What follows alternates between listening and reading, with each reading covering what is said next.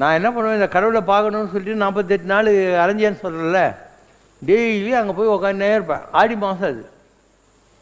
உனக்கு தெரியும், ஆடி மாதத்தில் கோயிலெல்லாம் கூட்டம் வராது. அம்மன் கோயிலில் ஒரு வேளை வருது, இன்னும் அண்ணாமலையார் கோயிலுக்கு வராது. அப்போது அவங்க உட்காந்து திட்டிகிட்டே இருப்போம் மனசுக்குள்ளே, உன்னை நம்பி மெட்ராஸ்லேருந்து எல்லா வேலையும் விட்டு இங்கே வந்து உட்காந்துக்கிறேன், உனக்கு கொஞ்சம் கூட நல்ல புத்தியே வரலன்னு சுற்றின்னு இருப்பேன் நான். அப்போது நான் திட்டுறது ஐயருக்கு என்ன தெரியும்? அண்ணாமலையார் நம்மக்கிட்ட எப்படி பேசணும்? ஐயர் வருவார், சார் திட்டலாம் சார், உங்களுக்கு உரிமை இருக்குது சார், நீங்கள் சுந்தராக இருந்த போதே பைத்தியக்காரான்னு சொன்னவராச்சேன்னு. ஐயருக்கு இதெல்லாம் எப்படி தெரியும்னு சொல்லுவார். இப்படி நடக்கும். கடவுள் நம்மளை வேடிக்கை பார்ப்பார், எல்லாம் வரும்.